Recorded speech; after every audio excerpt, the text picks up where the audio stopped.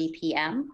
And we'll begin with, when I get a call meeting to order, hit the gavel.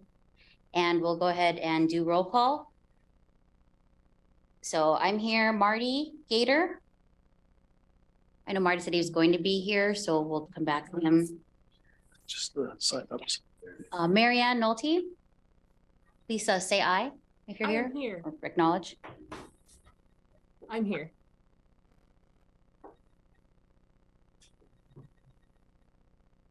I see Marianne's on, so we can just go ahead and check her off the list as being here. Mike Eister. Here. Amy Cubbage.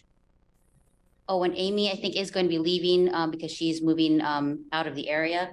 So we're gonna have to discuss that later. Councillor Evans. Philip Chemue. I might have to have folks help me see because I don't have my appropriate glasses. No. Okay. Leonard, and I apologize, I don't want to pronounce it. Stare. Yeah. Leah Roush. Hi, I'm here. Thank you, Leah. Pete Knox. Here. And Susan Cox, I believe she'll be here, but she might be late, potentially. Has Marty joined us yet? No, not just yet. All right. Do we need to check in and see the folks who've joined who aren't on my list here? Because I think we have a few other folks on the Zoom. I just want to make sure I'm appropriately. So these folks are CATC. Perfect. So that. All right. No preliminary remarks from the chair at this point, or announcements to the agenda. I appreciate you. Anybody that's here for, again, Camille, I might go ahead and have you. Is there anyone online that wants to testify? If you would like to. Right over here.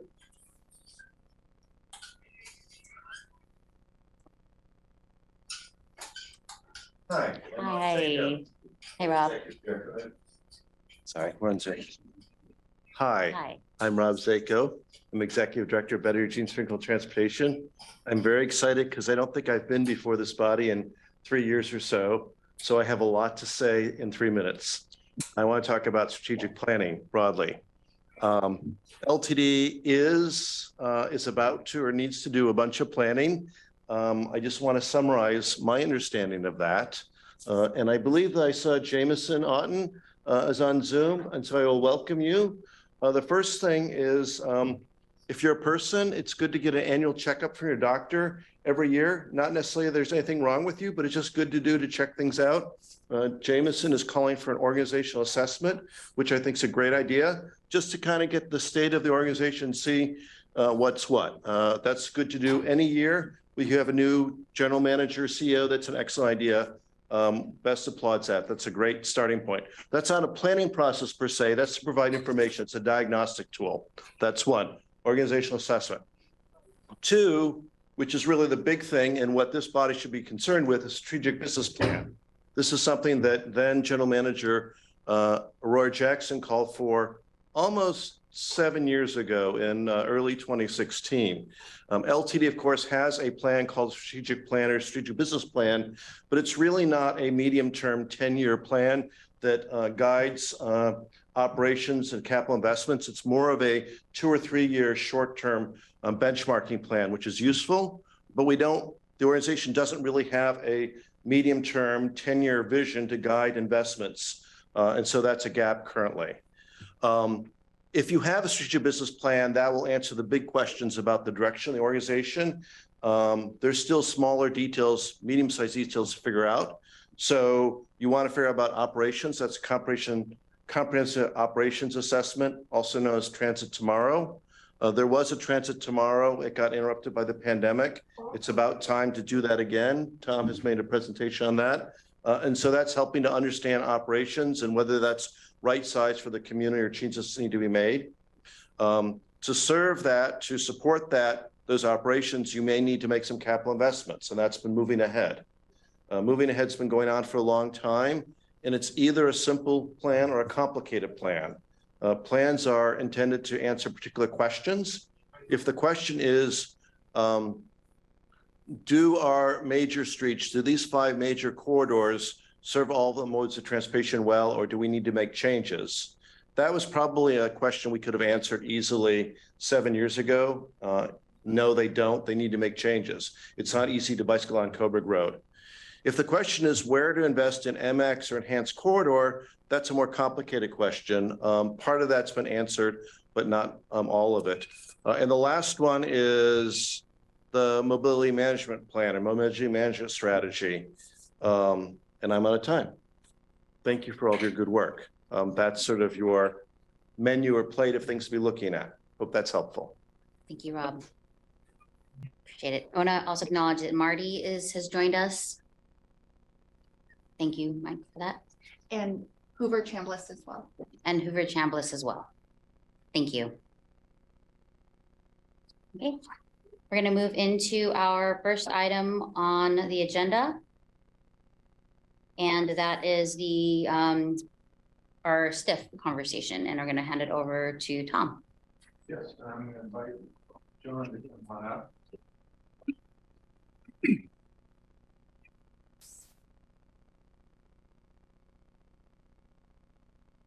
So thank you. We're going to tonight go over our plan, and we're actually asking you to ask any questions you have and make a recommendation to the board as the public transportation service provider. A lot of acronyms in STIF. And so again, tonight we're going to go over the plan that we have, and we have a presentation to do just that. And if you want to roll it, definitely as you hear tonight what we're talking about doing, the criteria that STIF has for projects. Clearly our projects, I feel, meet our mission, vision, and values in the breadth and depth in which we are going. So tonight we're going to go over a summary of the program and the timeline for adoption, and then we'll talk about our STIF projects.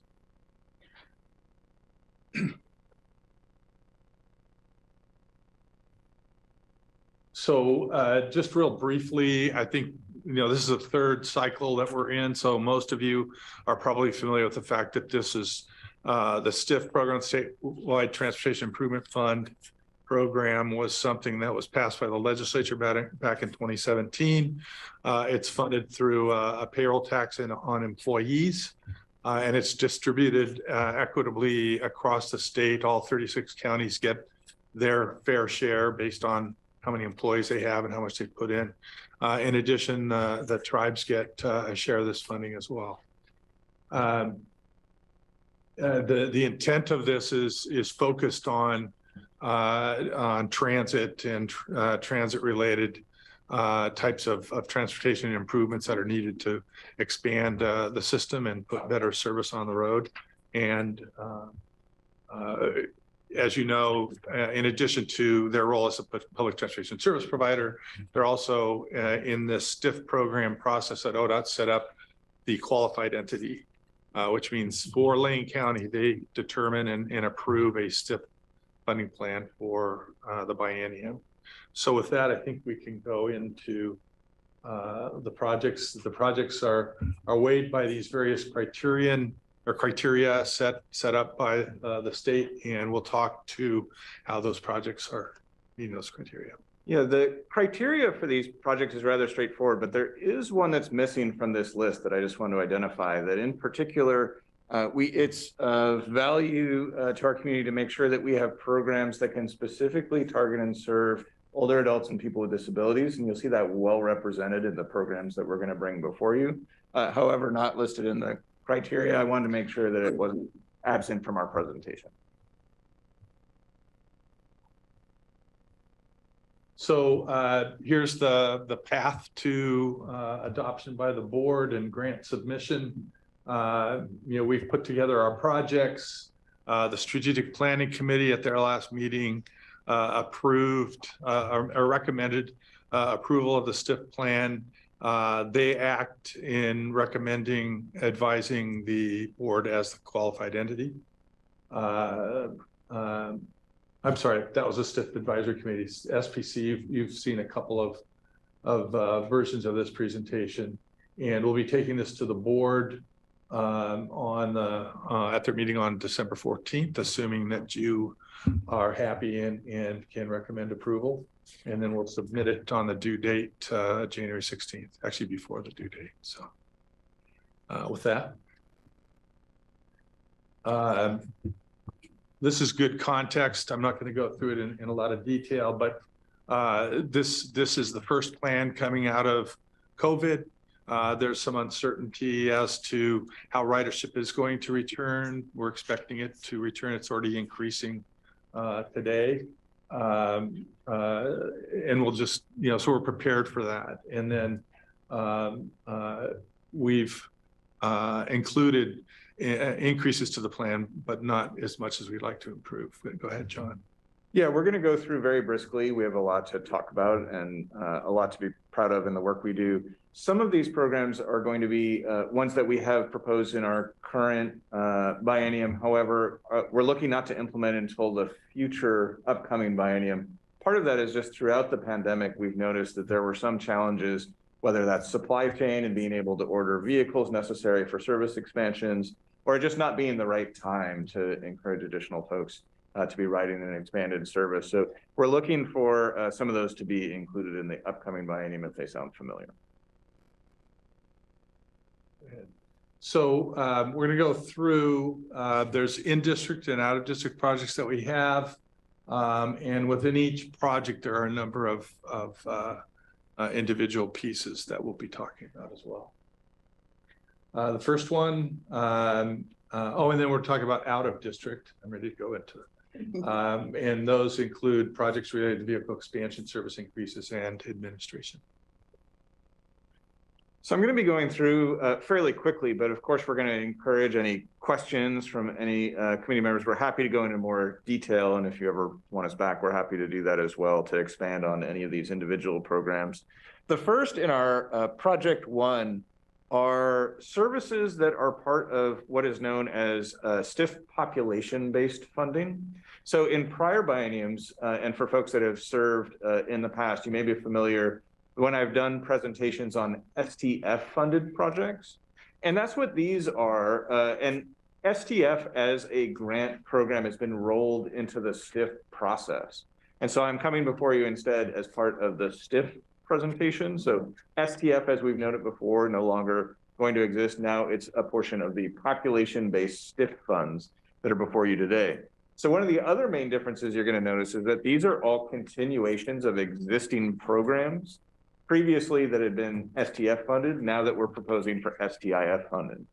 So no major changes proposed. These are essentially similar types of programs that we've seen in the past. And LTD in prior bienniums has used either through our STF committee and the lane coordinated transportation plan, a set of 3 criteria which we've essentially evaluated projects like these for funding, which is essentially first, that we want to make sure that we're able to keep doing what we've been doing, that people who have received transportation services continue to receive the types of services that they've come to expect. Should money be left over, our second priority has been to expand existing services. So if there's opportunities where we can serve either more people or more frequency, we look to be able to incorporate that. And then third, if there's money left over, we've looked to incorporate new programs. And so that's been the philosophy that our STF committee has used in identifying these programs in past biennia, and we bring these before you today. So I'm going to just very briefly go through each of them just to kind of remind you what they are, what we do.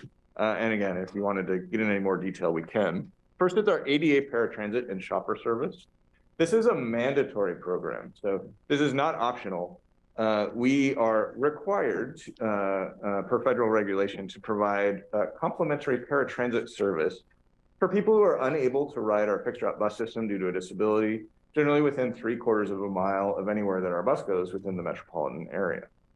In addition to that, we also have a shopper shuttle, which are group outings, typically for older adults going on shopping excursions within their neighborhood, while also just having a great time with like-minded folks and getting assistance with their bags and groceries when boarding the bus and getting off. And so it winds up being very beneficial to everyone involved. We also have a vehicle preventive maintenance program. So we own all the vehicles on our internal fleet to support our ADA service. Those require routine maintenance to keep them going, and that's been a part of these grant-funded programs as well.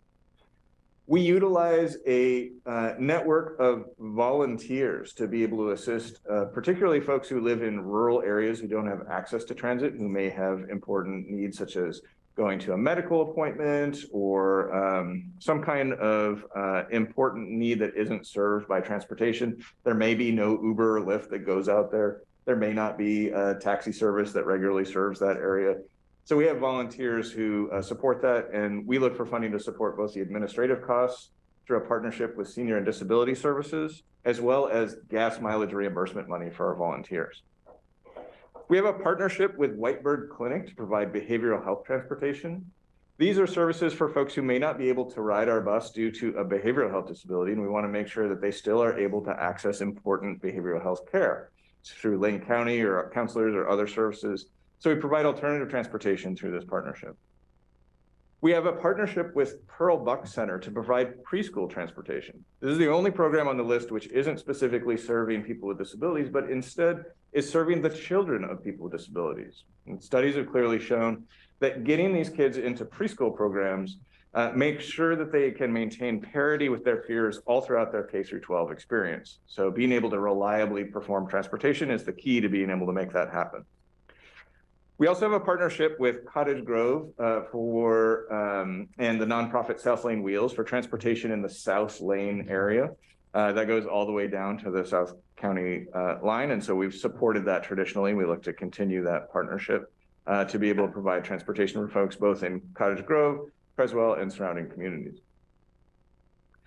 We have a veterans program to provide transportation for veterans receiving care, say at VA clinics that may not be supported by existing public transportation. We want to make sure that there's options to be able to make those trips happen, as well as a Crucial Connections program, which is gap-based funding to support services, to support transportation needs when no services exist. We found this has been incredibly important for unexpected events that have impacted our community, such as wildfires, being able to support folks with exigent needs during the pandemic, and other similar types of needs that may come up that can really be life-changing for folks who can't access transportation. We also have a partnership with Alternative Work Concepts to provide travel training and transit post services. Travel training is to be able to assist folks who may need some additional support to be able to ride the fixed route bus independently, typically folks with developmental or cognitive disabilities who may just need a little bit of additional training to be able to learn how fare is paid, how to identify where someone's stop is, to be able to learn a route to reliably get back and forth to work every day, that kind of a thing. So we have services particularly to be able to support that, as well as transit hosts who are individuals stationed right at our downtown Eugene station to assist with what is often the most difficult part of transportation for many people with disabilities independently, which is navigating, transferring between one bus and another at our busy downtown Eugene station. There's a lot of stimuli and sounds. It's very kind of busy environment. And sometimes just having someone who can schedule a transfer. So if they know that someone's going to be switching from one bus to another every day, that they can be there to do a warm handoff and make sure they get on the right bus to get where they need to go. We also do eligibility assessments for all of our services, which can include an in-person assessment to just let people know what services exist, as well as determine their eligibility for service like RideSource ADA. And that's a partnership that we do in coordination with Senior and Disability Services, Alternative Work Concepts, and Whitebird Clinic. We also provide match funds to be able to support our Diamond Express services in Oak Ridge and our Rhody Express services in Florence. There's plenty more I could say about each of these programs, but I'm trying to keep it quick so we can move on from here. So another project that we have is related to service increases. There are a number of services that we're increasing. If I can, I'll just talk about the additional fixed route because that's what I know about, and John's going to cover the other service increases. But our intent is to add service in both years of the biennium. The first year I believe we have $3 million planned in that year, and then another 5 million in the following year. Yes, in new service. And so again, there's uncertainty, but we're prepared to add service. Some of the uncertainties are not just due with the riders, but also, making sure we have the drivers to provide that service will be something we're watching as well. So Tom, this is not an extension of existing additional service from past STIF funding, correct? This Correct. is brand new. Yeah, in fact, this is the first time we will have used STIF Okay. funds to add service. Yeah, one significant change that we're proposing in this upcoming biennium is that we feel with the addition of service, in particular in the Cottage Grove and Creswell communities, that's going to trigger the paratransit requirement, meaning that the same ride source service that we offer in our metropolitan area, we're planning to be able to offer in those cities as well. So we're proposing as part of Project 2, the ADA paratransit Cottage Grove Creswell service increase to expand our ride source service area, which again, by hitting a certain threshold of fixed route service, that makes paratransit a requirement, essentially ensuring that older adults and people with disabilities still are able to access paratransit, even if they're not able to get on the bus with the increased service in that area. We're also proposing an expansion for the ride source shopper service. Currently, that's a once a week neighborhood trip to be able to, for anybody that needs to go grocery shopping, get supplies. We'll say, if you're in that neighborhood, we'll go once a week, take you to Fred Meyer, Walmart, Target, somewhere in that neighborhood. And we're proposing increasing that to twice a week. It's a very popular service that's both beneficial to members of the community in which they're able to do a social outing, get assistance with their bags. And it's beneficial for LTD in that we're able to group more people in shared ride trips as opposed to sending individual vehicles to be able to take someone to their destination. So we're able to group everyone on trips to go at the same time.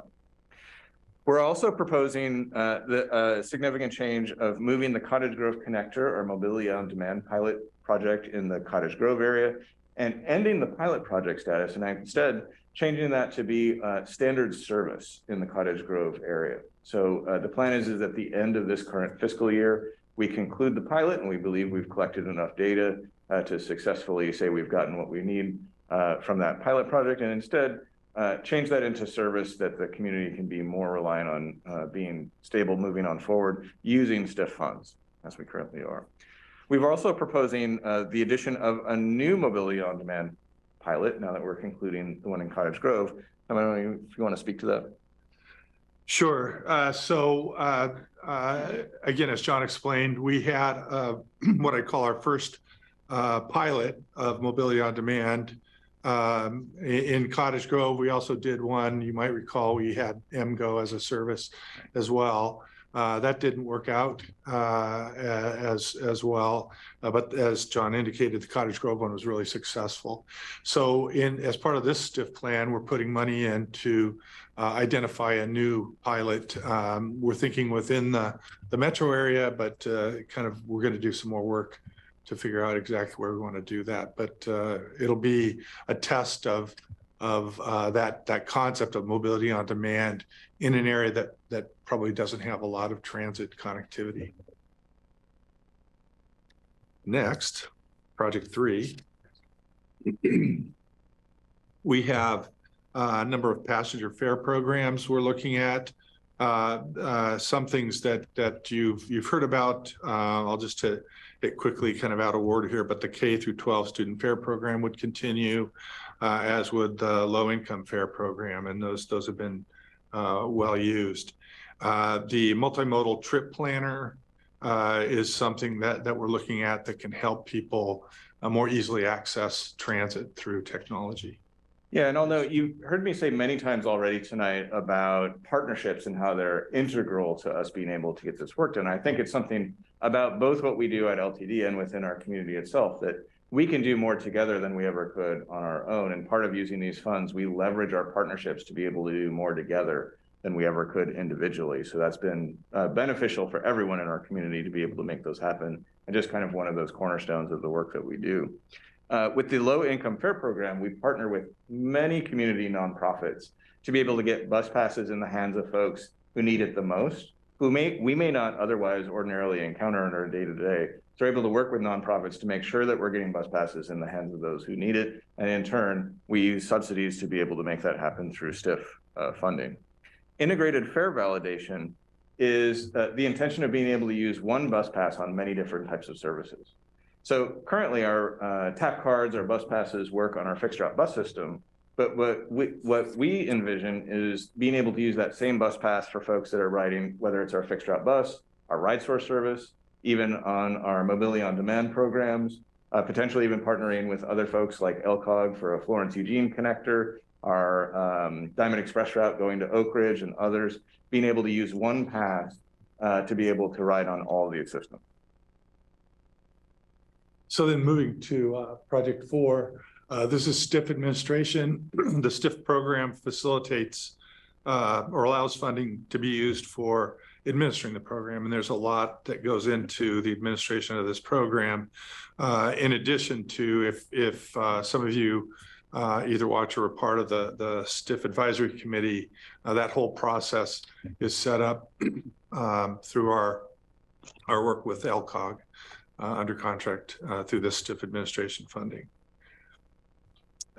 In addition to the STIF administration, that kind of active management of the program over the 2-year period, we also use that category to capture the sustainable service reserve amounts related to the service that we're adding with STIF. So if you're familiar with our sustainable service reserve, that's been established by the board to facilitate the development of a reserve for those times when the payroll taxes are not what they need to be to sustain service. And so this funding for STIF is specifically related to the service we're adding to STIF. So it's using the same formulas in the sustainable service policy, but it's at the amounts. So for example, the money that we're using to add service to fixed route, that's going to generate, we're using STIF funds to cover the cost of that reserve amount.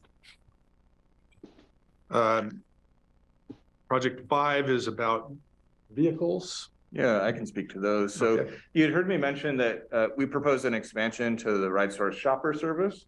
To do that, we need another RideSource shopper vehicle. And so that's included in this project. In addition, we also propose replacement vehicles within our specialized services fleet, which includes RideSource, but not exclusive to it. It also includes vehicles that we lease to partners for, say, our South Lane services, Oak Ridge and Florence routes.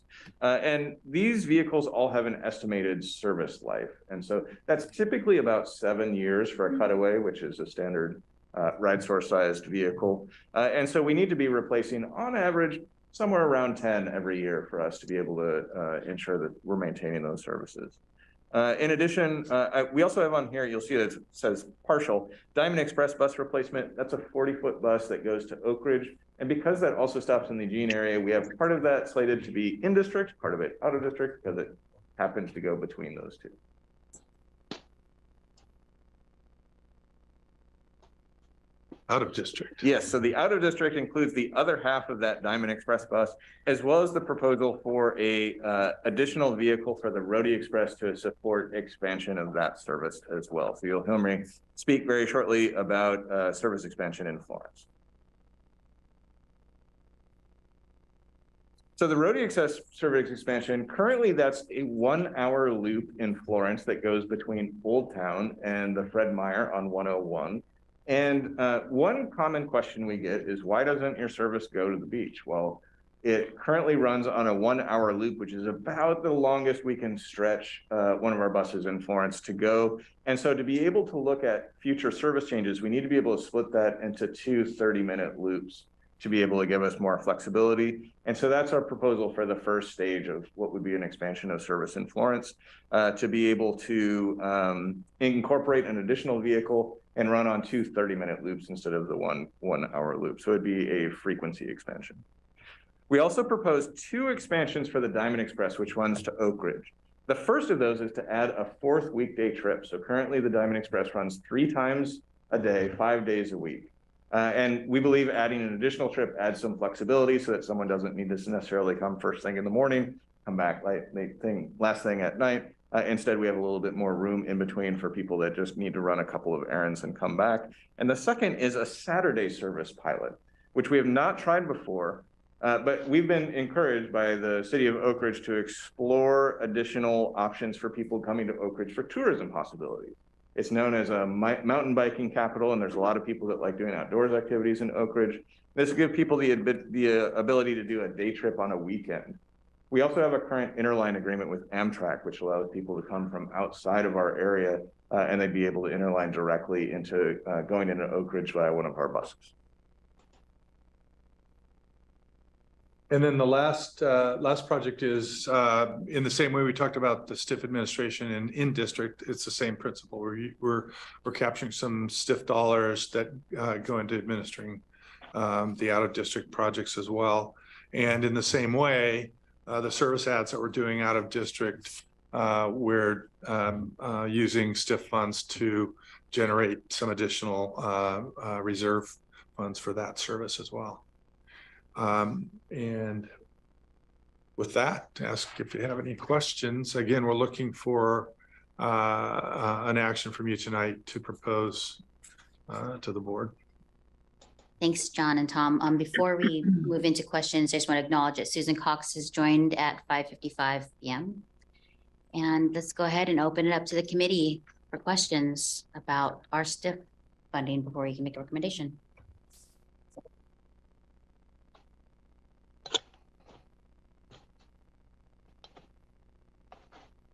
Folks online, just since most of you are there, now that you're on the screen, does anyone have any questions for team about the STIF funding or reflections?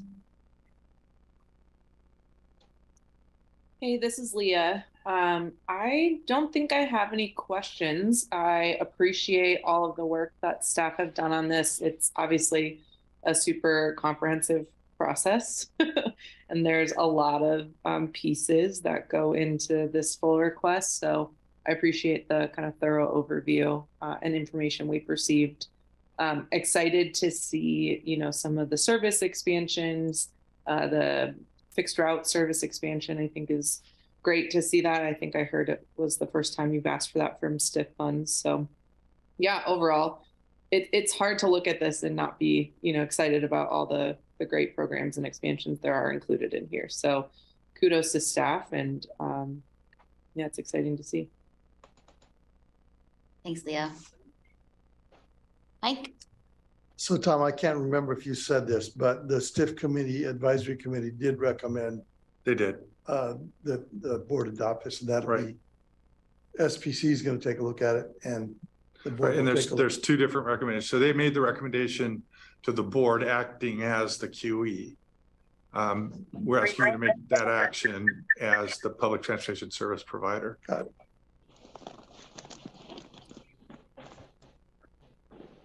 Any other questions from anyone?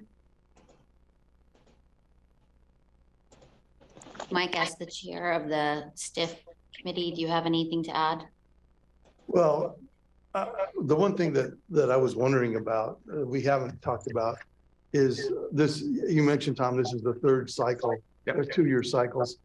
Has the state built in any sort of evaluation process after it's been in implementation for a while to see if it's doing what the legislation had intended?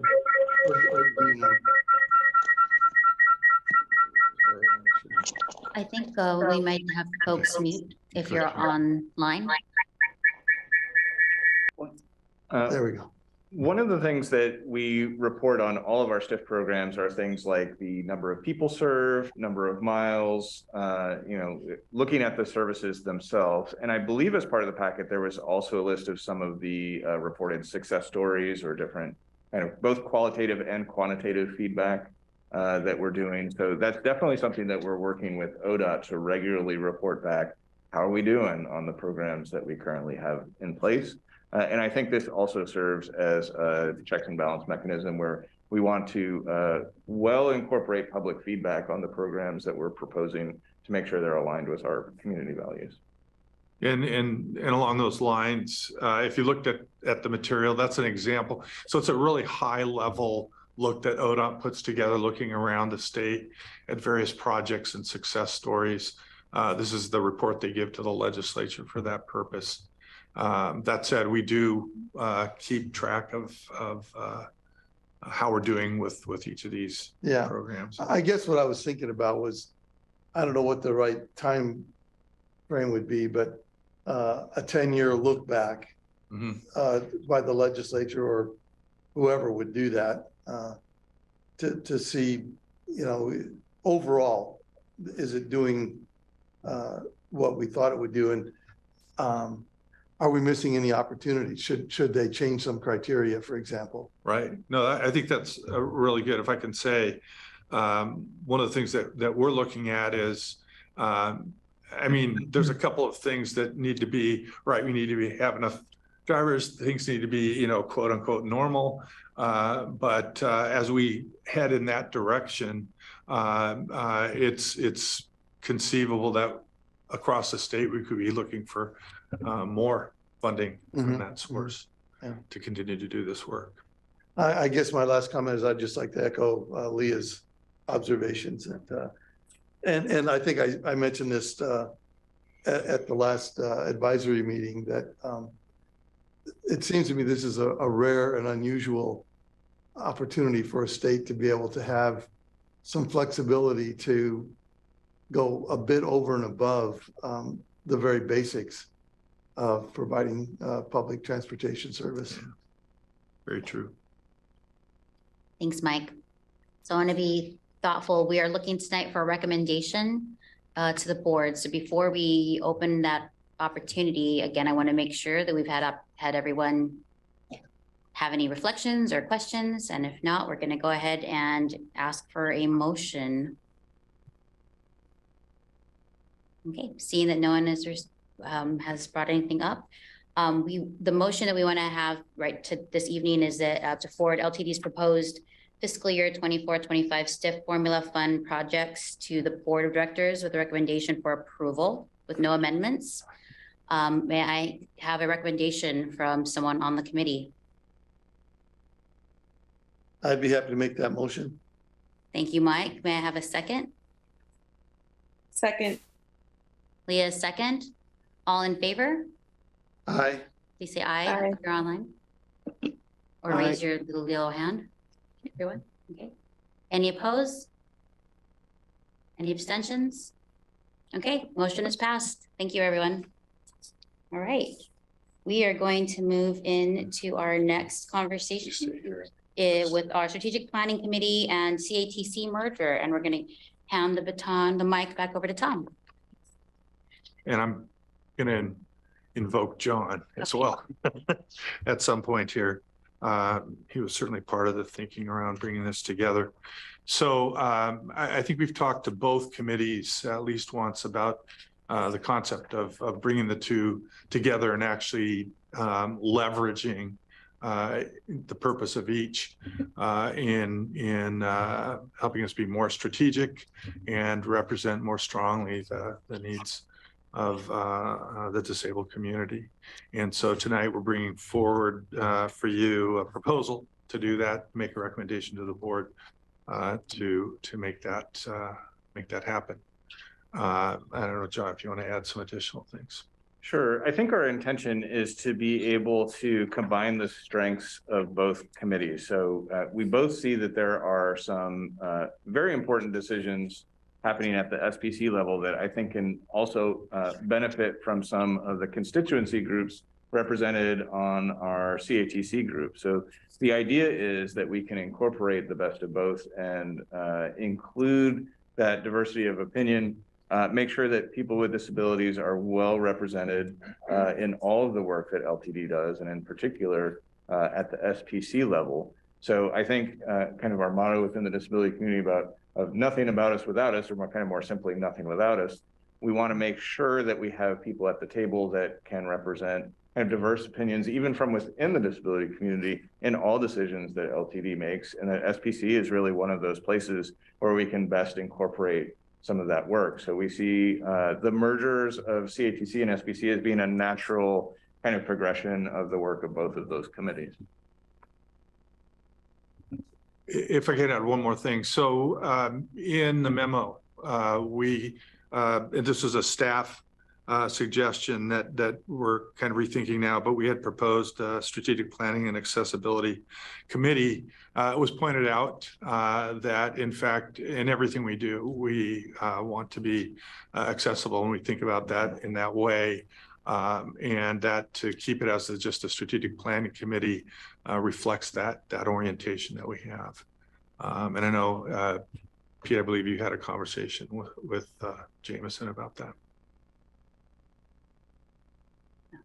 Thank you. Is there any questions from the committee? Any discussion? Mike? So will we become a actual merged group? The former CATC and become a single group? Yes. Okay. Leah? Yeah, so I saw in the memo, that the CATC has had a role in reviewing the STF funds, and I know that's, kind of emerged into the STIF process. Can you expand on how the merger might impact like the work plan of the strategic planning committee? Is there additional work of the CATC that we would absorb, or do you foresee kind of a shift in our kind of strategic priorities, or can you just talk about that a little bit? I'll let John speak to that. Yeah, so I think really the idea behind this is that we fully incorporate accessibility into all the strategic decisions that LTD is making, that you can't have transportation without it being accessible transportation. So on the one hand, I think where we had kind of more of this separation, saying, well, if there was a matter that impacts people with disabilities or accessibility, we'll funnel it through this very kind of more narrowly focused committee. Instead, we're saying we want that to more broadly be incorporated into all of the work that LTD is doing. So I don't want to say that there's a specific kind of project that would alter the work plan, but I think we would look to, as staff, more fully incorporate some of the accessibility policy recommendations and strategic decisions that have been made into the work of SPC and in all of the work that LTD does. Did that answer the question, Leah? I think so. And I mean, I think that makes a lot of sense, John. I guess I was just trying to clarify if and it's bringing me back to Rob's point and comments at the beginning of the meeting of, the work of SPC moving forward and kind of what projects and planning efforts might be on our plate over the next couple of years to inform. And so just clarifying if there's any other plans or projects or strategic priorities that I might not be as familiar with that the CATC was kind of spearheading. But it sounds like really just bringing, that expertise and that lens into all of our current work and all of the strategic priorities. So that makes sense. Yeah. These are great questions and observations. So I can expand on that a little bit further, where typical areas where we've had a group like the CATC weigh in the past has been, particularly whenever we've done a route review or there have been changes, whether it's additions or edits to any of our service. One of the questions that always comes up for all of us is, how is that going to impact older adults and people with disabilities if there's stop changes? Are people going to be able to make it to the nearest stop? Is this going to create additional needs on our ride source service? And so I think more of those types of questions would be incorporated into the work that SPC does.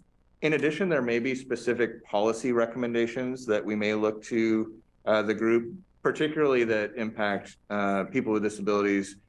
Examples might be, we've looked at things like our policies regarding electric devices, whether a mobility device or otherwise. So there's a lot of things currently being created with new technologies. So we've got e-bikes, hoverboards, standard mobility devices like power chairs, and lots of things that kind of get into a gray area that we have needed to adapt and build into our current policies. We'd look to a group like this to be able to help inform us from a policy standpoint, to be able to provide recommendations to the board.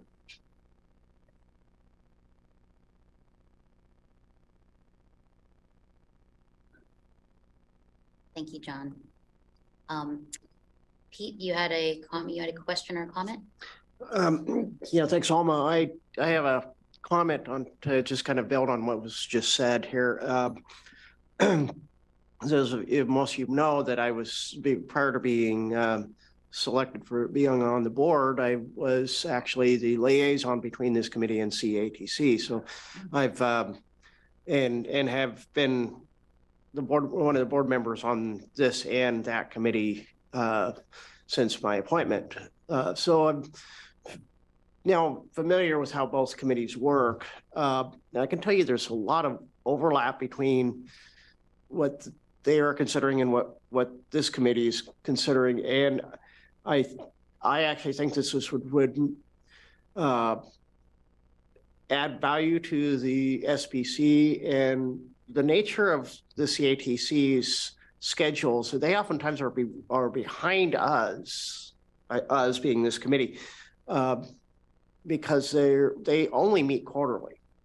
So although there was an intent to make this committee quarterly, we found that there's been needs, especially since during our stiff funding time, to augment that schedule. And it makes sense to have both committees be one committee, and being able to have that kind of flexibility and being able to add the accessibility voice to the strategic planning aspect of what this committee does. So I think this is a win-win. And with my experience, I think this would be really beneficial for everybody.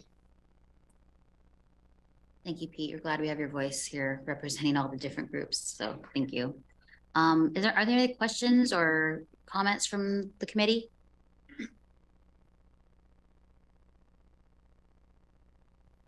Okay, hearing none. So the goal is to have a recommendation to go forward and to merge the two committees.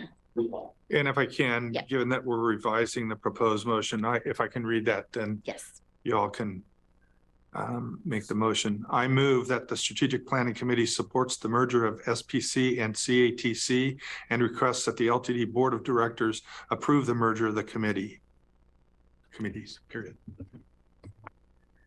May I have a motion on motion on that recommendation?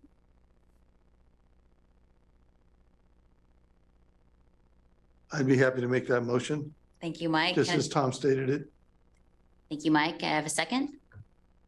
This is Marianne. I'll second. Marianne seconded. All in favor? Aye. Aye. Aye. Any opposed? Any abstentions? Okay, motion passed. Thank you, everyone. Appreciate that. Well, and welcome aboard to the CATC members that are here tonight. Thank you all for being here today. Thanks, All John. right. Thank you. Now we are going to move on to our mobility management strategy update, and Andrew's here to go over that with us.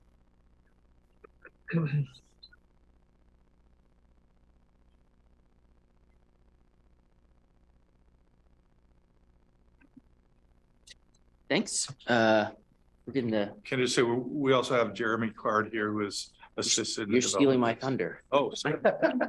Go for it. Yes, Jeremy is also a critical part of developing the mobility management strategy, and so I've enlisted his help to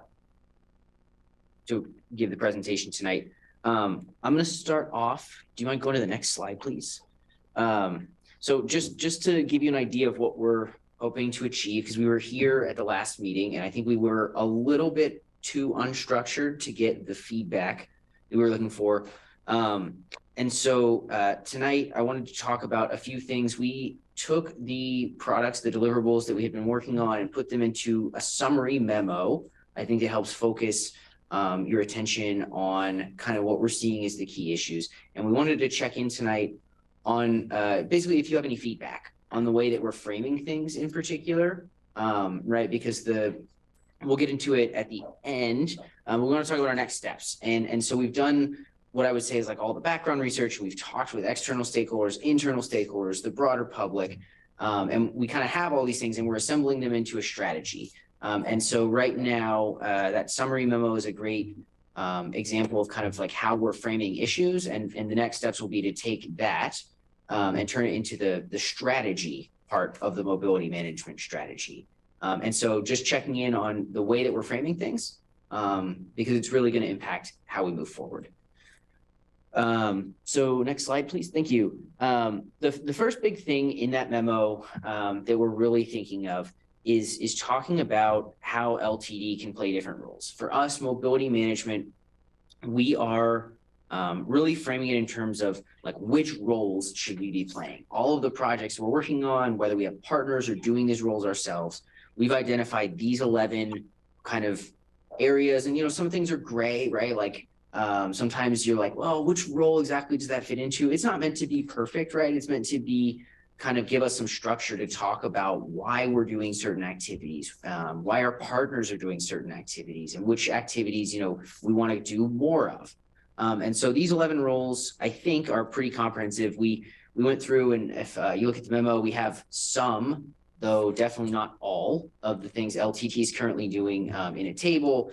And we tried to list out all the roles. Some people have pointed out that projects they work on, they say, actually, we do this other thing too.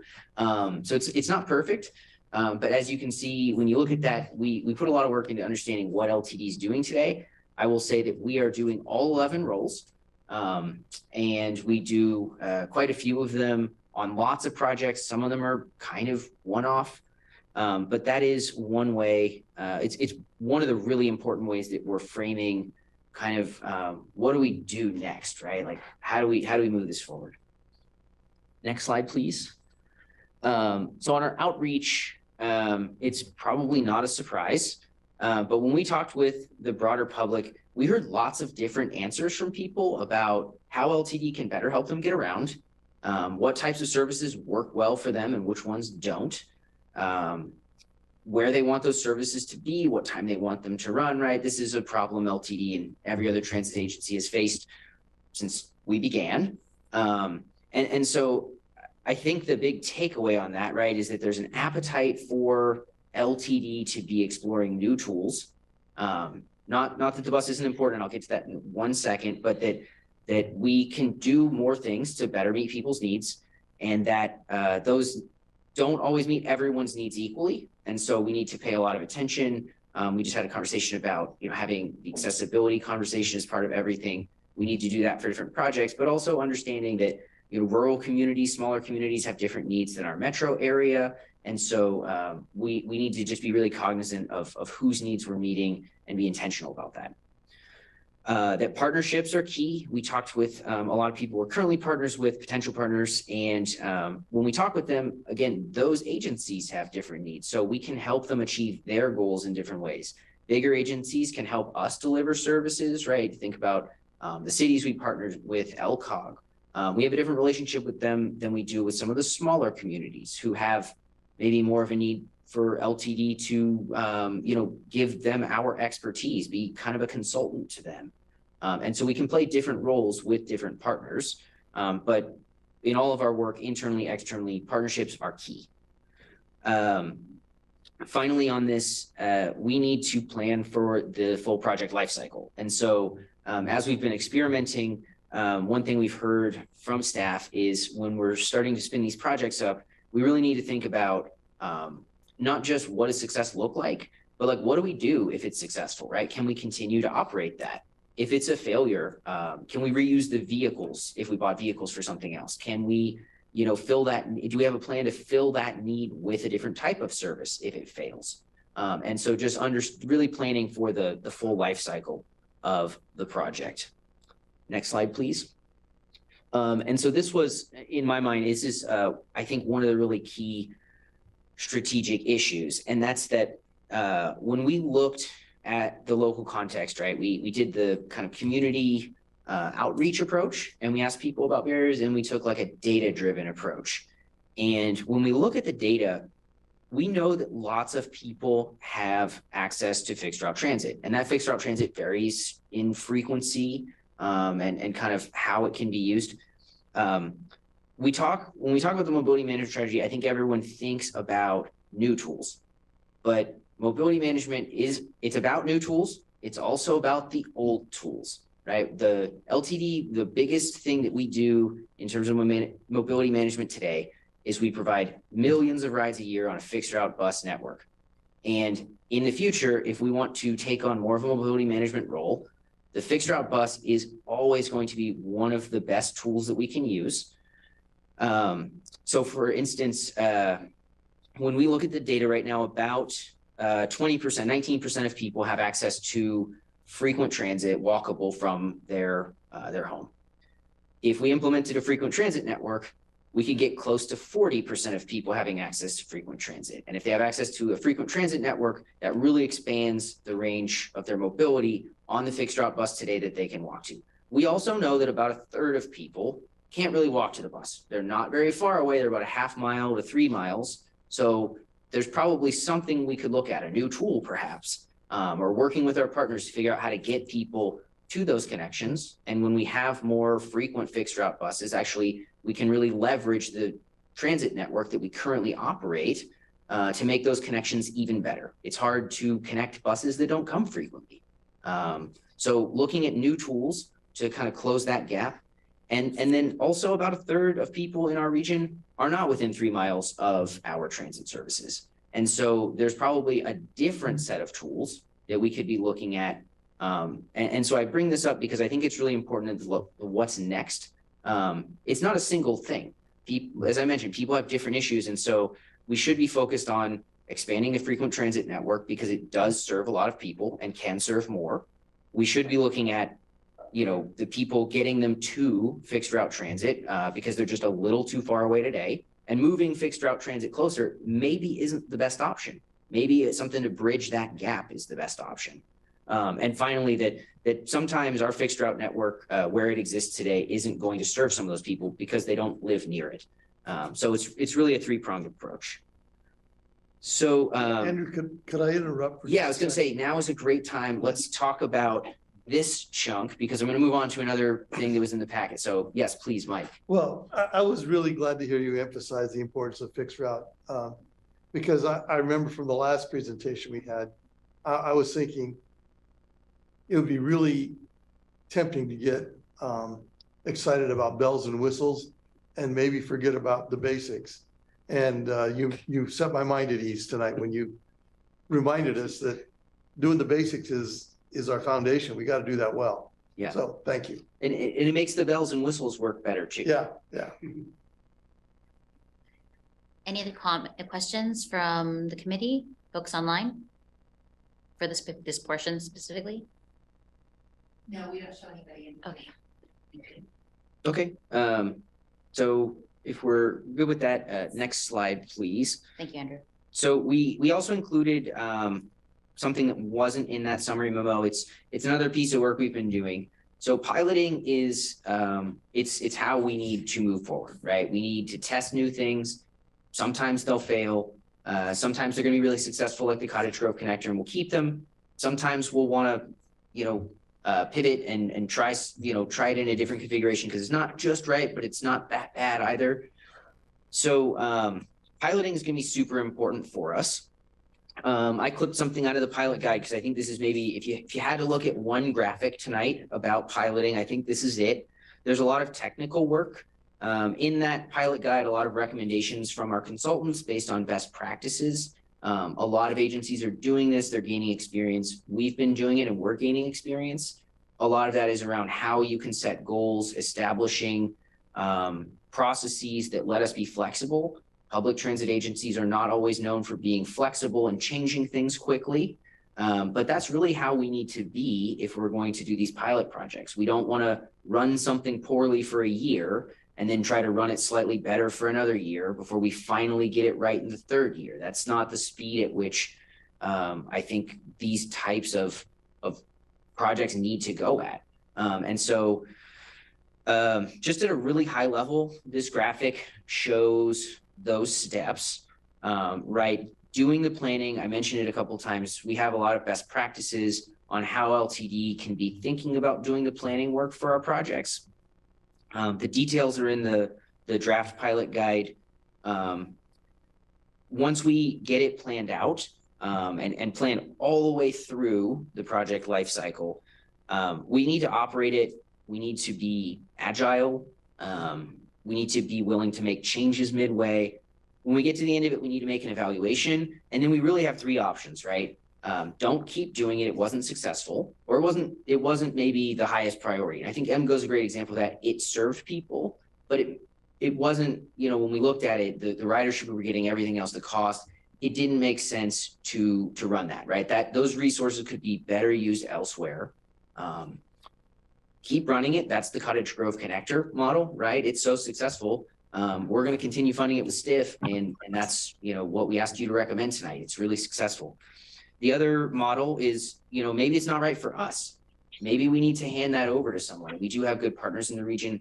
Don't have any examples of that today, but it is a model that other transit agencies have done. So I didn't want to get into a lot of the details, but just at a high level, if anybody did have thoughts, questions on how we're approaching piloting, really happy to try and include that. The draft in there is very much a draft.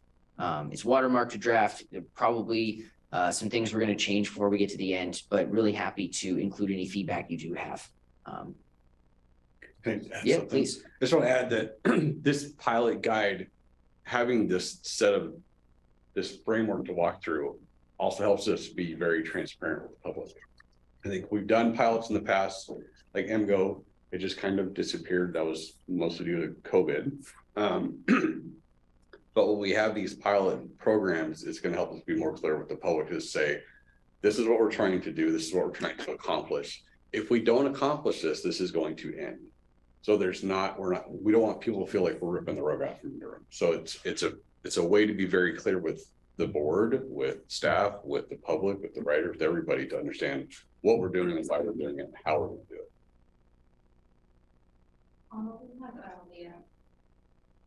Go ahead, Leah. Thanks.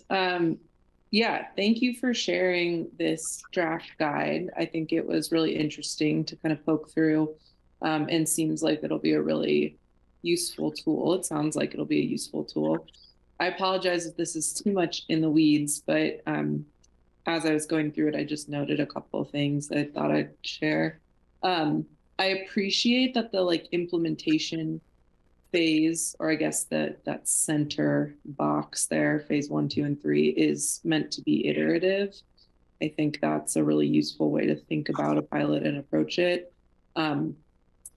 There's, a lot of mentions of public involvement being kind of iterative and something throughout that process, but something else that you all might consider in that is there's mention of a equity assessment, which I think is great as a part of kind of your evaluation of the project in your planning stages, but the opportunity for that to also be something that's somewhat iterative, doing it in the planning phase as well as a part of your, implementation and your evaluation of the pilot, is having that kind of equity assessment as something that's specifically called out throughout, I think would be of a lot of value. And then both the equity piece and kind of the public involvement piece, let me back up. So the decision to pilot, the kind of top line here, something for me that I was left wondering was how do we decide to pilot something, or what idea makes it forward? And I know, Andrew, you've shared some of what you've learned from other case studies of innovation offices and, other ways other transit agencies have approached mobility management. But I think considering, equity and public involvement in that decision to pilot, and maybe expanding a little bit on what decisions make it to the pilot stage. Does it come from, the public saying that that's a service that's in demand? Does it come from, a gap that we've identified through an equity assessment? Is it because we get some funding or whatever it might be? And maybe I missed that in my review, but those were the things that were kind of standing out to me. But overall, great detail. Love to see where this is going. You're getting just slightly ahead of us. We wanted to keep the pilot guide kind of by its own, right? It's a standalone thing. Once we decide we're gonna do it. However, and you listed a number of different ways we could decide to do something, and I think all of those are appropriate and maybe more. But really, we want to be using, we've talked about this decision-making framework, and Jeremy and I are going to talk about that in a second, because I think it's abstract, and we say we've got this decision-making framework, and everybody is probably wondering, what exactly do you mean by that? And so with the available time, we're going to talk about that. So yeah, thank you for your comments, though, and we will try to address that. Go ahead, Mike. So Leah, thank you for injecting the equity lens concept. That's really important, and there's no reason why it shouldn't just be incorporated. When I think about the conversation we're having tonight, I think about a continuum. And on one hand, there might be like a university think tank that sits around and looks at all kinds of theories about transportation, but doesn't really implement very much. They just think and come up with ideas. On the other end of the continuum is we're just a bus company. We just run the buses, keep them going on time. And what you're talking about puts us on that continuum in a place that's in between those things, where we are encouraging ourselves and our staff to be creative, innovative, and think. And at the same time, recognizing that we have to be very practical. This is the public's money that we're using, and I'm excited that we are finding a happy medium on that continuum, because that does place us in a place where we can be innovative and are encouraging innovation, but in a practical sort of way. That's the goal. Thanks. Thanks, Mike and Leah. Any other questions or comments? You have more, correct? I do have a little more. Yes. Yeah. Okay, I can wait. I just want to say. If you want to go ahead. I was just going to pick up on what Mike was saying. I think you framed it really well. If you just think back to the STIF plan projects that we're doing, we're mobility managers. That's what we're doing. And I think this strategy really helps us be thoughtful and intentional about what we're doing. And you're exactly right. We want to be in that space between, where, innovative ideas are being thought of, and being able to use this kind of tool to really structure how we move forward with these ideas. And again, fixed route is always at the core of what we do in terms of mobility. So thanks. Thanks, Tom. I think we are pretty good on, I think we're running ahead of schedule. Yes, we're good. But at the risk of, I don't want to run out of time. So really quick, I want to talk about next steps, and then I want to talk about the framework, because we could easily talk about that for a long time. So can you go ahead 2 slides, and then we'll go back. So next steps, and I don't have a timeline on here because we're kind of figuring that out. We got an exciting new general manager, new CEO at the helm. And so we're working with Jameson. He's really bought in on this topic. And we need to, I think, work with this committee, with the board. But really, we're trying to figure out what is that strategy part of mobility managed strategy, right? I think we have a great baseline. And right now we're working on building that up into where does LTD go from here? And that's to borrow from Tom, talked about another project, that's our North Star, right? Like it's not do this project, do this project, do this project. It's really set yourself up these ways, set aside funding, right? If we want to pilot, we need to set aside funding. We've done a good job at STIF, right? That's a strategy we could implement. So we'll be working internally with the board, with SPC, with external stakeholders to make sure we're getting that strategy piece right. We'll, like I said, second bullet point on there, we're going to talk with everybody, make sure we got it right. But staff's going to start internally working on that. And then this is always great to say as a project manager, but we've been really good about how we've been spending our funds.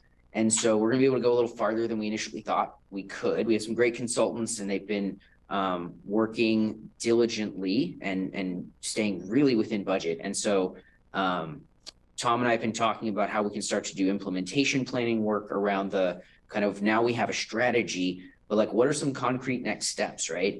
How can we, I heard several questions about making decisions about how to implement. We're going to be doing some work don't have an exact scope. With our consultants, no budget overrun. Actually, we've been doing a great job of keeping it under budget. And so we have a little bit more time and a little bit of budget to kind of take this a little farther. And so we'll come back with kind of what that is exactly. But really happy to report we're on track and under budget.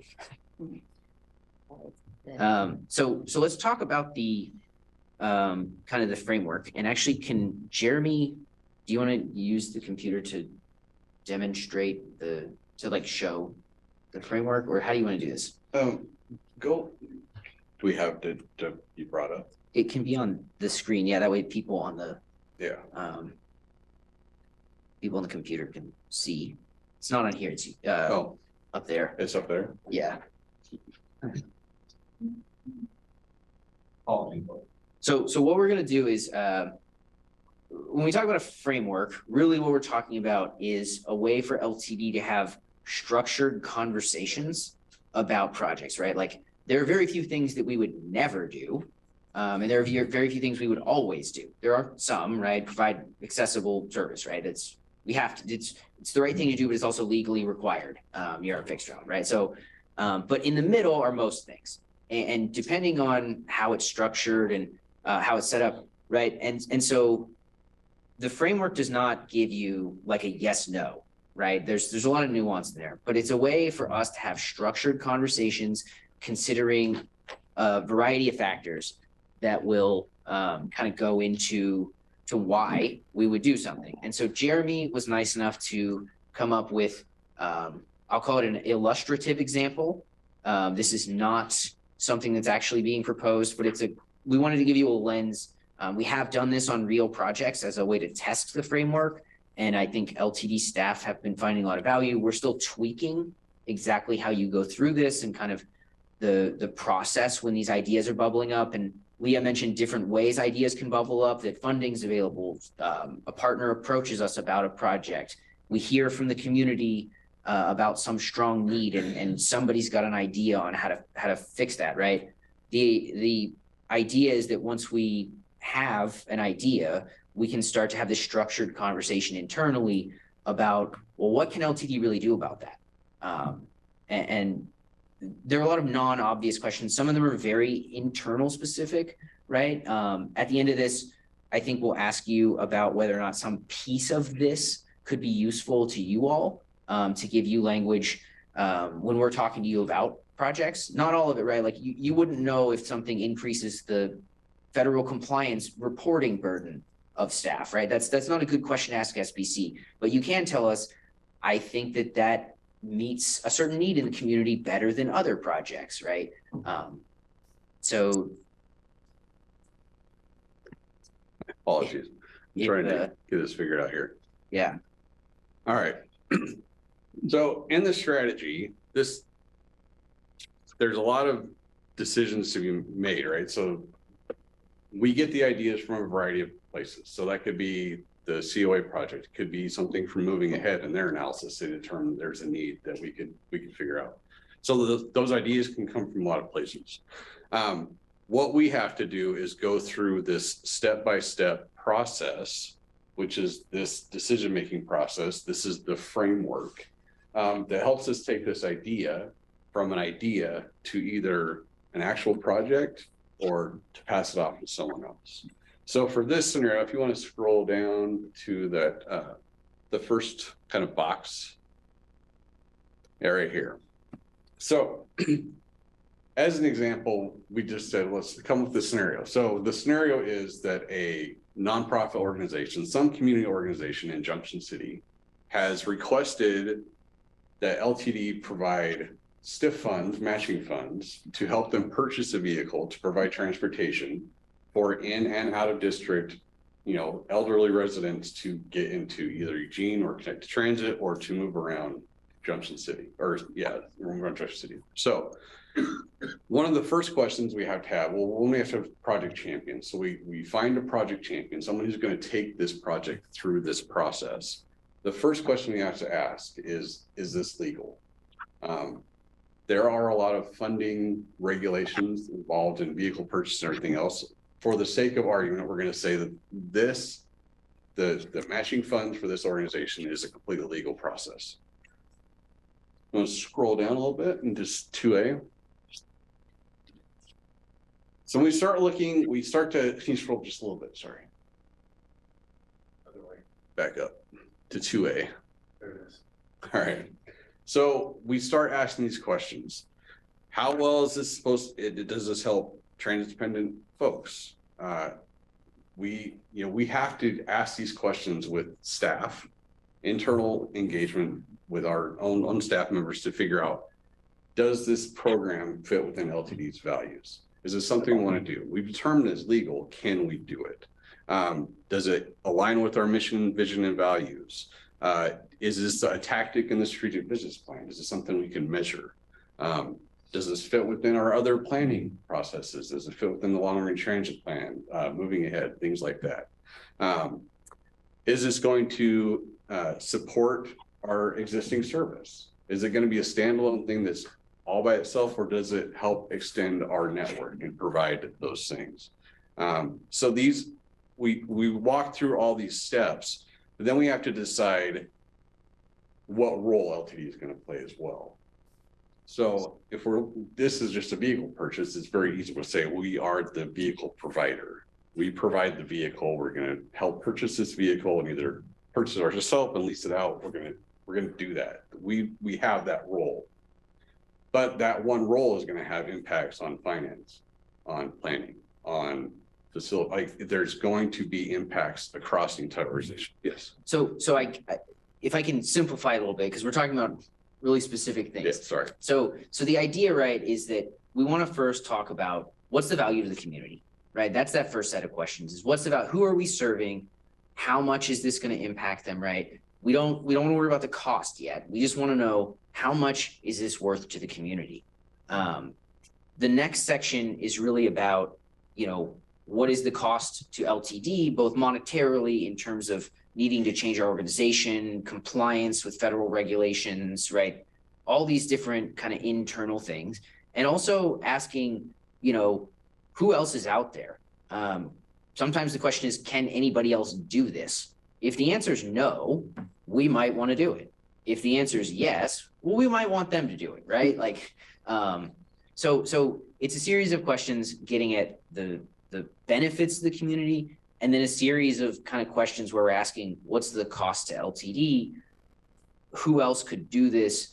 And at the end, right, there's not a, points in, points out, you should do this, right? It's really a values-based thing. And it some years we might have a budget surplus where we have more room to experiment and we can do more things than we would.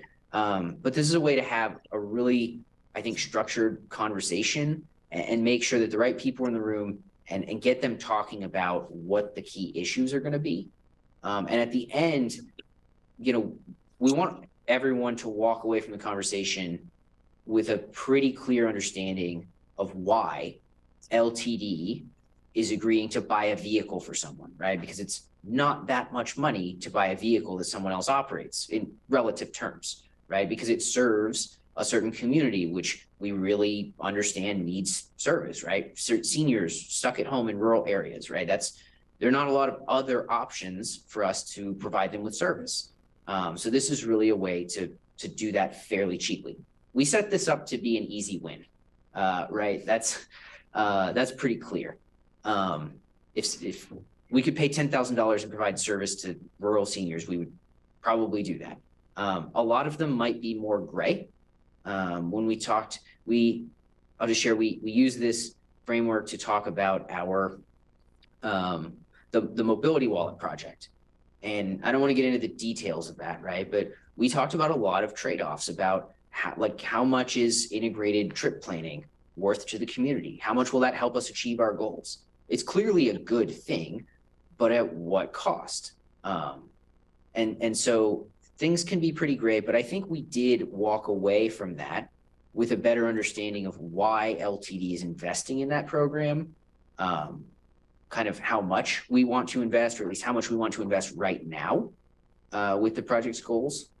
And so, like I said, we're still tweaking this, and I think it's going to be iterative. We're going to continue to tweak it as we go through, because each project is unique. There are definitely things we did not think of that people are going to need to consider. But this is maybe the starting place for kind of a process of being deliberative and going through that. And as you can see, just talking through it, it can get messy really quickly. So having this structured way to step through this decision-making process is going to be very helpful. We spent 4 hours talking about the, and that sounds like a waste of time, but it wasn't, because at the end of it, right, everyone in the room had a much more clear understanding of why LTD, and I think the why is what we get out of this. Not always how, somehow, right? If we have partners, that's in here. What roles do we want our partners to play? We have to get them to do that, of course. But this really helps us to understand why LTD is making certain investments, which is, I think, the piece that Leah was asking about, like, if, you know, how did you arrive at a decision to pilot something? This is really the tool where we're going to come up with that why this.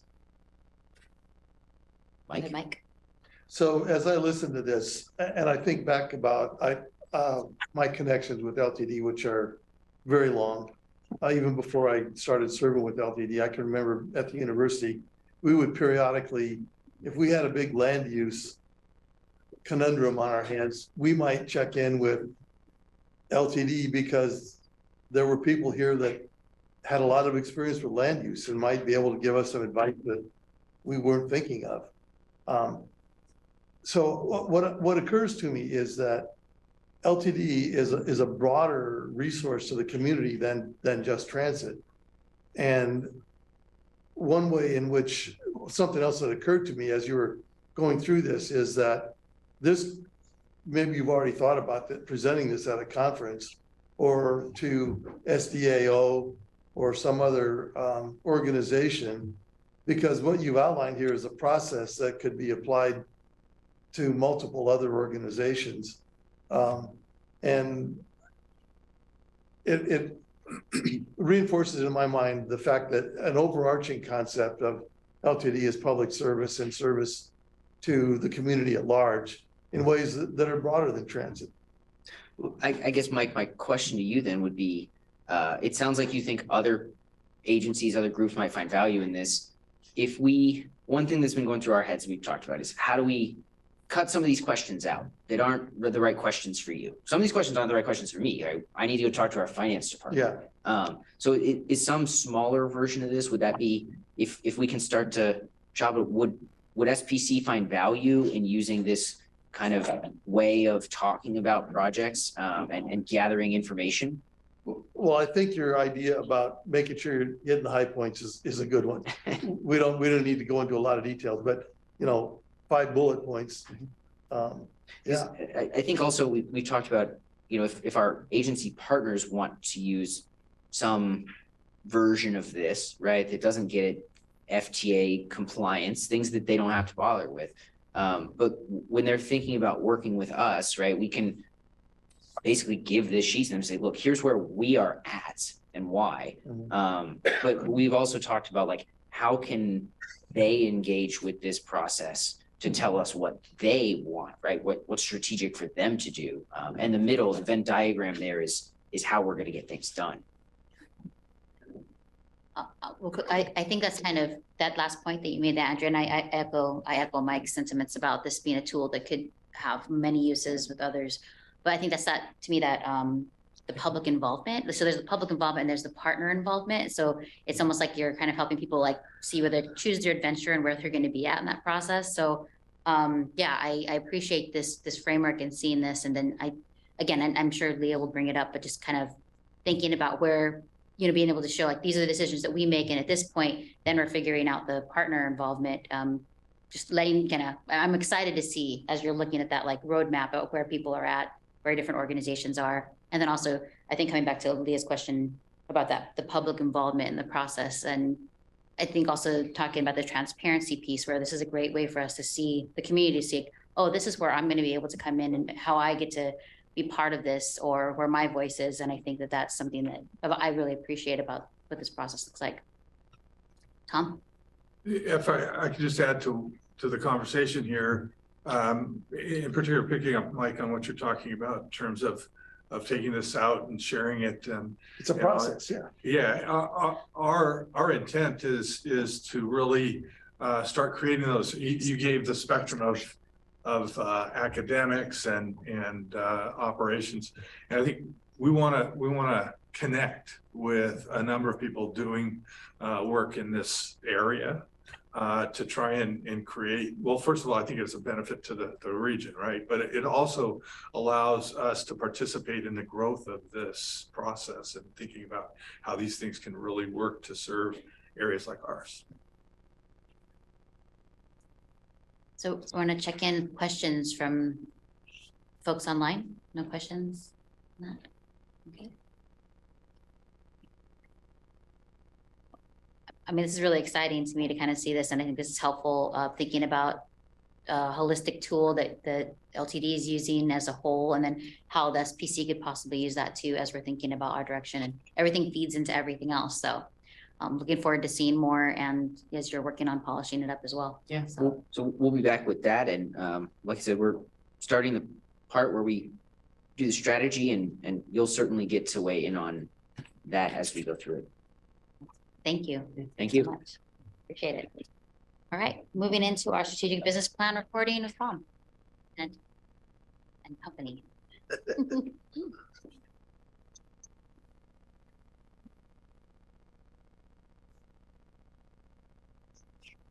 All right, and I'm not Tom. I am Amy. My name is Amy Reichert. I am a project manager here at LTD, and I wasn't supposed to be here, but I'm here. So Tom is relieved, and I'm excited.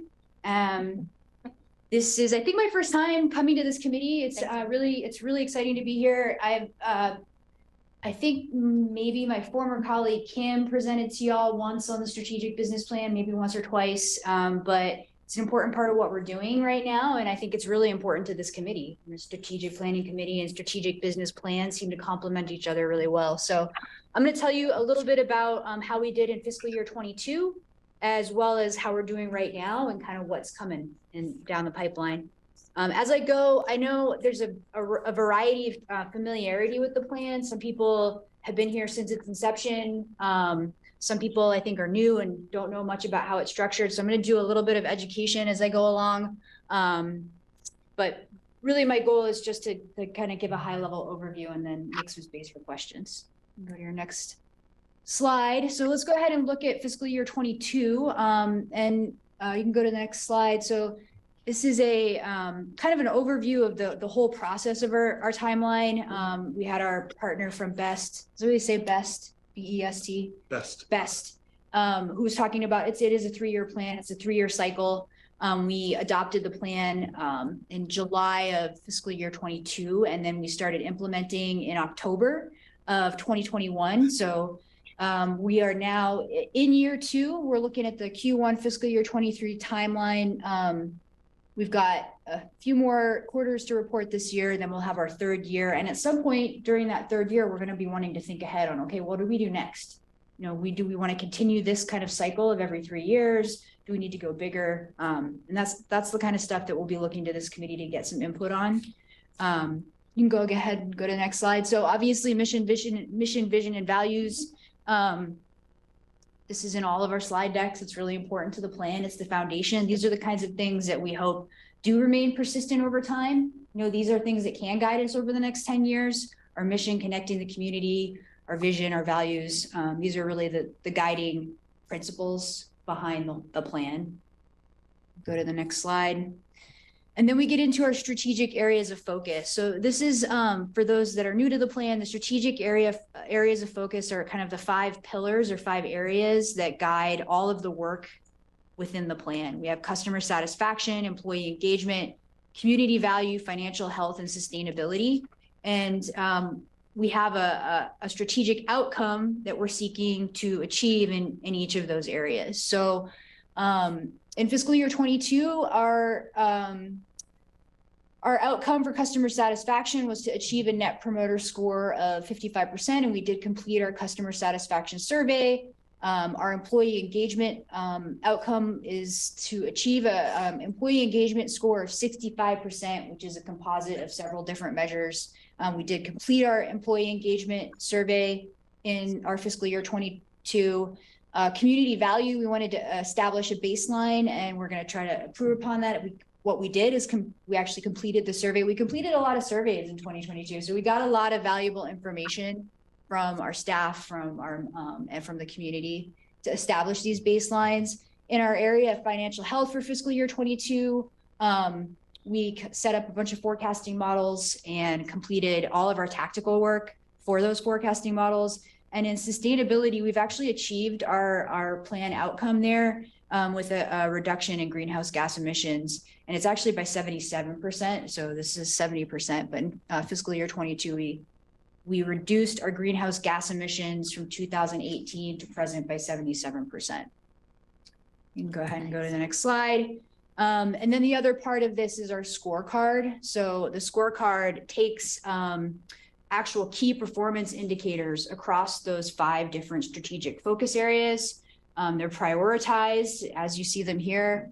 Customer satisfaction at the top, sustainability down there at the bottom. We give ourselves points to kind of see how we're doing in each of those areas.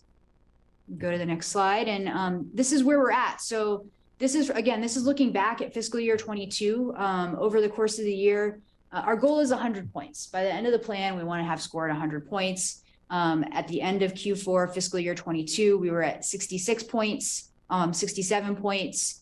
And that, that's a pretty good place to be at the end of our first year of work. All right.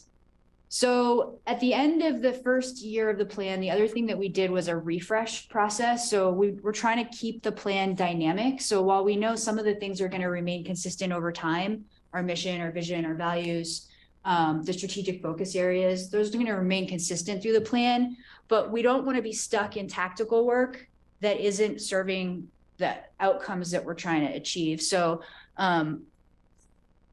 again, this timeline here, you can see at the beginning of this fiscal year, what we did something called a refresh. And basically we took a close look at all of our tactical work to make sure we had good alignment going into this current fiscal year.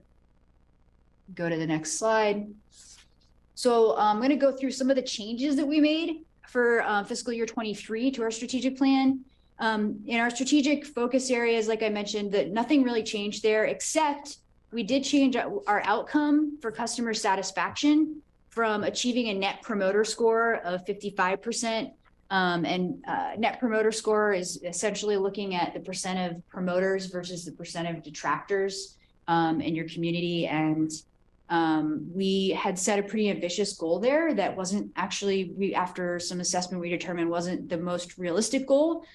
So we changed our outcome there to establish a baseline and improve by 5% year over year. Everything else remained the same during our refresh for our strategic focus areas. Go to the next slide. And then we looked at our tactics. You can go ahead and go to the next slide there. So in our customer satisfaction area, we added a couple new tactics and we completed a couple tactics. So everything else we're continuing. But we basically remain net neutral on the overall number of tactics. You can go to the next slide. Employee engagement. Similarly, we completed 2 tactics there and we added 2 new tactics and then maintained the ongoing work there. And just to clarify, all of the tactics, the milestones for those tactics are mapped out for the year ahead. So for all of this work, we did look at, okay, what's the new work? What are the new milestones for the year, for this next year ahead? So again, it's not static, it's a very dynamic plan. Next, in community value, again, we completed a tactic there and we added a new tactic. And financial health, we actually maintained all of our work there and then added 1 new tactic. And then in sustainability, we completed a tactic there and we have not added anything new. So before I move, I've just dropped a lot of information. So before I go on to kind of current state, where are we at now? Any questions about kind of where we've come from and what the plan looks like in its current state? Anyone online before I? Marianne is right now. Okay, Marianne, go ahead. Thank you. This is maybe a really silly question, but when you say that things have been completed, does that mean that you have, like, I'm looking at this electronic records management, does that mean that there's a process in place and that like it's a done deal and you're not looking back? Or it seemed like some of those things would be like ongoing efforts. Yes, that's a great question. And it does, what that does mean is that there's it's in a sustaining state or a maintaining state. So, for example, with the electronic records management, and this is one where they actually are continuing to do some pretty innovative work. So it may get added back into the plan, but yes, they've established a process. This particular tactic was designed to establish an electronic records management program. So that program has been established and is now maintaining itself. So when I say completed, I would say, none of the work, it's in the rearview mirror. We're never going to think about it again. For most of these, when we say completed, it means we've established a program or an effort that is now sustaining itself. Gotcha. Thank you very much. Any other questions? Mike? Okay. Mike? Pete? Okay. Thank you. Good. Okay. So now where are we? What's going on today? So as of Q1 fiscal year 23, which ended at the end of my brain's slow tonight, I think, July, August, September, at the end of September, there we are. So for our net promoter score, like I said, we had changed that for this year. And so we actually established a new baseline for ourselves of 21%. And we did achieve that in our 2022 customer satisfaction survey. So right now, our baseline established is 21% for our net promoter score. For our employee engagement score, we established that baseline with the survey at 65%. We achieved that in our employee engagement survey in 2022. We established a baseline for community value at 79%. So that's been established. We're maintaining our 3-year rolling financial plan targets. And as I mentioned, we're at 77% reduction in greenhouse gas emissions since 2018, which is awesome. And then our scorecard progress. So this looks similar to the table you just saw with the addition of the Q1 fiscal year 23 column. And you can see we took a big jump, which is really exciting, from 67 points to 86 points. And the reason for that is if you look up at customer satisfaction, our points went from 19.8 to 29.5. And that is specifically due to our improvement in our net promoter score,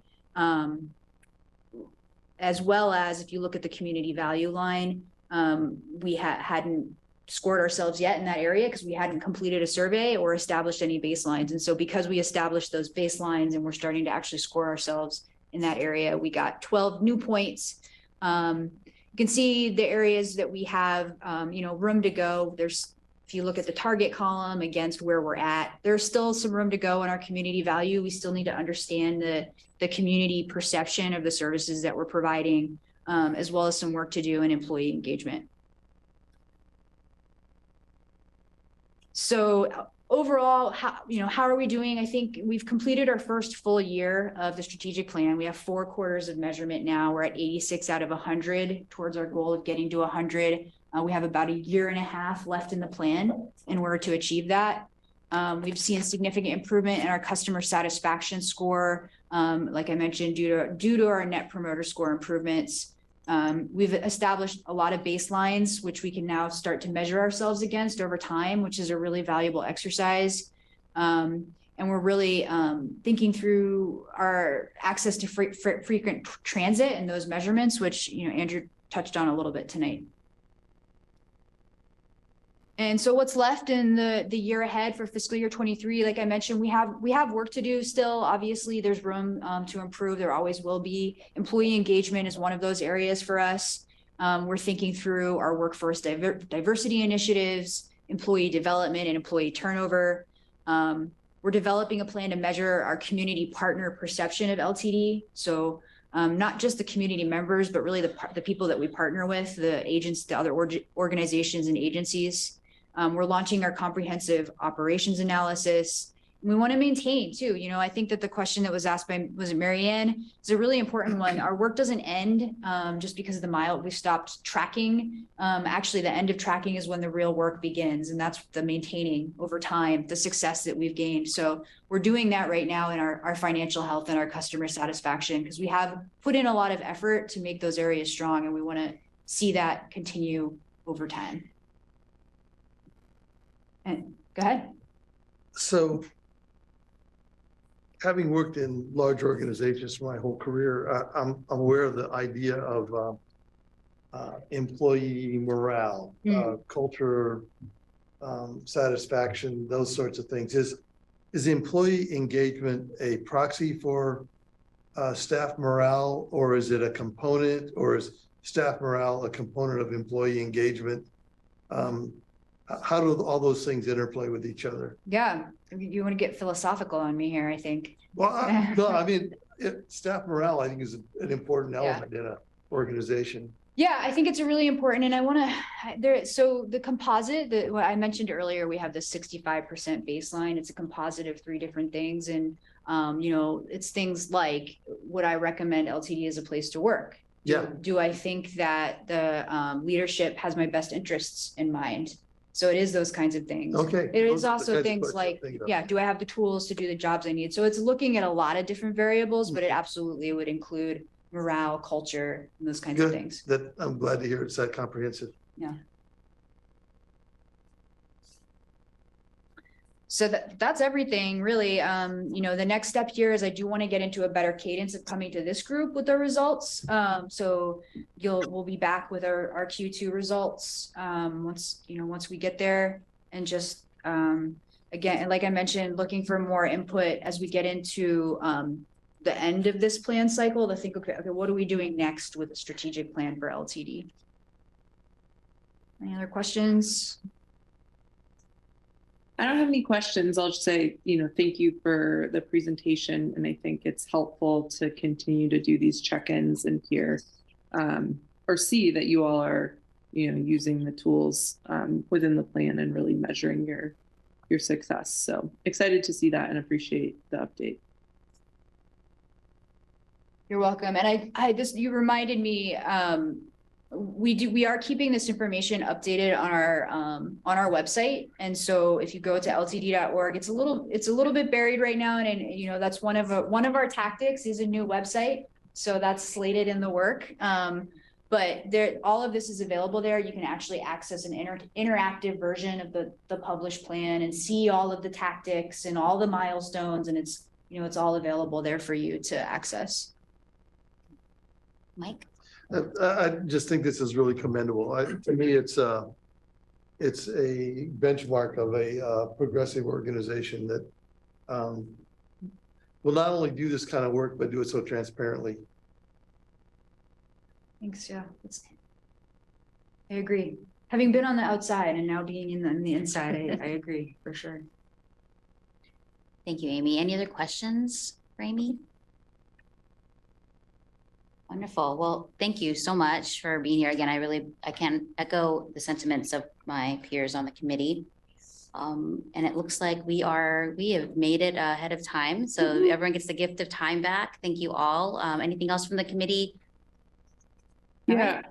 Sorry, I actually do have a couple of things. Sorry to, as much as everyone wants the gift of time.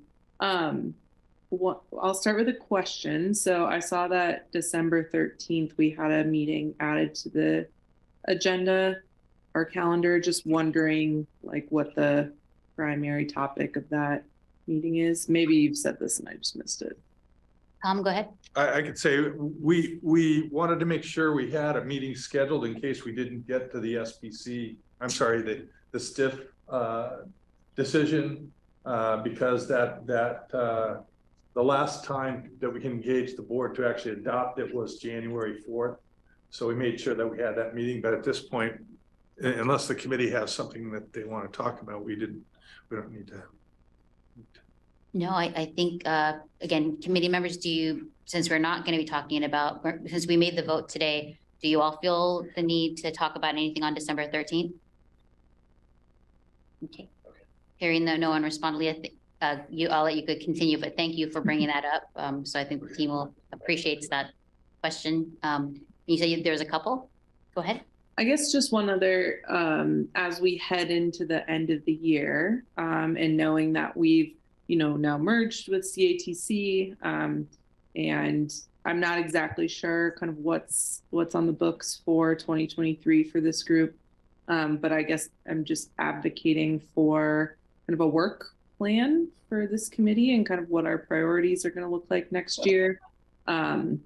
Whether that's a committee discussion or something, Alma, that staff bring to you and Marty, just kind of having a clear sense of what we're looking to accomplish next year, and having, a brief, like, written work plan would be helpful for me, just to kind of see what's coming up, especially as we onboard some new members, for kind of our welcome the folks from the CATC to the committee as well.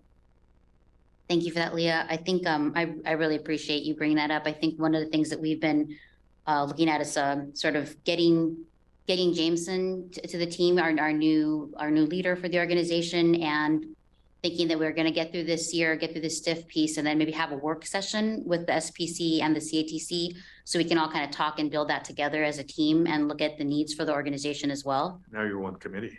Now we're on committee to be able to do that. So that was sort of the next steps, to be able to think when we have our next meeting, being able to work a work session in with the committees as well, to be able to the committee to be get on the same page. So I appreciate that, and I think that everyone's voice is going to be really important in that process. I just get this gavel, but that doesn't mean I know all, or collectively we all know more together. So cool. Thank you for bringing that up.